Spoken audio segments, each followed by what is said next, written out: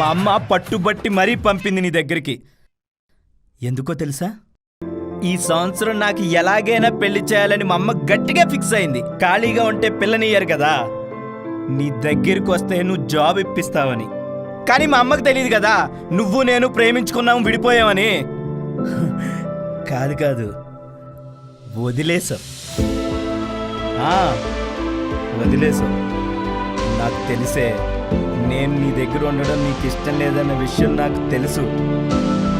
అదేంటో నా దగ్గర నుంచి అన్నీ పోతాయి పోతాయి, కానీ నీ మీద ప్రేమ మాత్రం పోవట్లేదే.